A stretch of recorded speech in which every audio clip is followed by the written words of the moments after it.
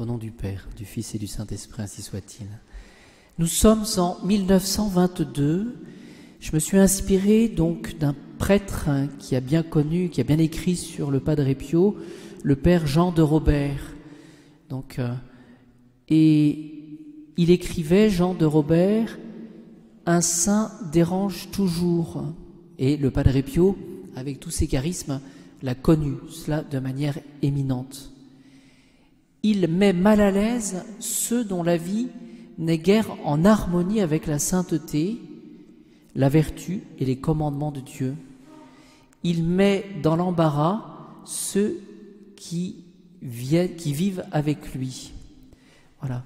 Et en lisant ce que disait ce qu'écrit le Père Jean de Robert, hein, la sainteté dérange toujours, où il met dans l'embarras ceux qui vivent avec lui. Il y a la sainteté qui dérange, mais il y a aussi, il faut le dire aussi, ceux qui ne sont pas saints qui dérangent. Donc, voilà. Mais là, il est question de Padre Pio.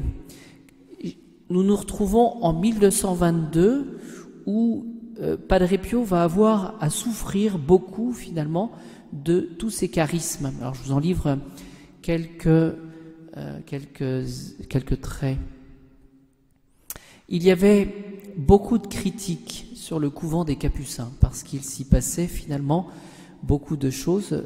Cette foule qui arrivait pour assister à la messe de Padre Pio, pour se confesser et aussi pour obtenir quelques conseils.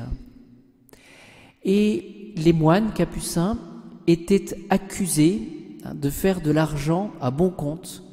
En effet, les moines étaient accusés même de se battre chaque soir pour se partager le butin récolté dans la journée grâce à Padre Pio. Alors vous imaginez la situation dans le couvent et surtout la difficulté qu'avaient les supérieurs d'entretenir justement la paix.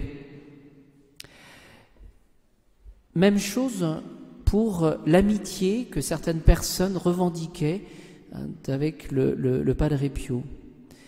Il se peut, c'est le Père qui écrit, que quelques personnes dévotes se soient vantées de l'amitié de Padre Pio. Est-ce notre faute si un ou plusieurs, et entre parenthèses surtout des dames, racontent de cette amitié, se vantent, de cette amitié avec Padre Pio? Alors ça causait aussi beaucoup de désordre pour le monastère capucin. Il était question aussi du linge des moines qui étaient lavés en dehors du couvent, et en particulier du linge de Padre Pio. Et ça, c'était source aussi de colère et source aussi de désordre, spécialement le linge souillé de sang, parce que beaucoup racontaient que le Padre Pio confiait son linge. Mais est-ce que vous pensez que le Père le faisait, cela? Surtout avec ses mitaines? Eh bien non. Voilà. Et donc, il y a des restrictions qui ont été prises pour essayer de sauvegarder la paix. Il fallait, disent les chroniques, que le calme revienne au couvent. Il fallait éviter aussi toute mise en vedette du Padre Pio. Et donc le Padre Pio va connaître plusieurs sanctions, pas sanctions, mais restrictions en tout cas, et on lui a demandé de changer de directeur spirituel. Il en avait un, c'était le Père Benedetto, qu'il avait depuis plus de 20 ans. Voilà. Et le Père donc ne le revit plus et ne parla plus jamais avec lui. C'était les sacrifices qui étaient demandés. Il y a eu aussi une menace de transfert du Padre Pio de couvent, mais cela, ça s'était su, et c'était une véritable émeute, et ce sont tous les villageois qui avaient menacé le maire d'user de force justement pour pouvoir conserver le Padre Pio. C'était le saint qui était dans le couvent et dans le village. Par rapport à tout cela, et je termine, et c'est pour ça que je vous cite cela, le Padre Pio était calme et résigné. Un jour, son supérieur vient le voir, Padre Pio, et lui dit « Préparez-vous à boire le calice amer, comme moi-même j'ai eu à le boire. » Et donc Padre Pio a prononcé ces paroles, qu'il ne nous fasse pas tant attendre pour connaître ces restrictions.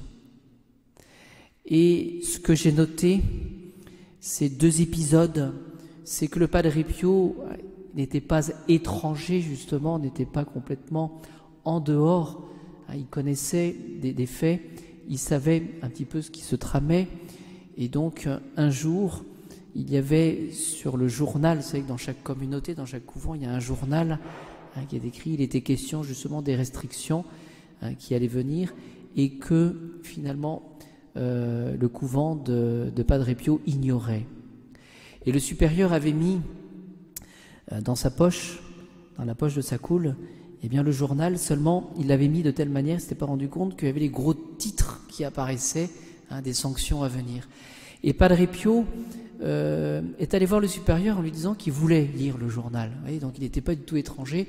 Et en voyant le journal et en lisant le journal, il prononça ces paroles: qu'ils fassent de moi ce qu'ils veulent, il suffit qu'ils ne m'interdisent pas de célébrer la messe et de recevoir Jésus dans mon cœur. Vous voyez, donc dans toutes et donc je pense que nous pouvons réfléchir, vous voyez, à toutes ces croix que nous avons, ces difficultés que nous avons, et prendre exemple, rester calme, abandonné. Les amis de Jésus ont toujours beaucoup de croix à porter.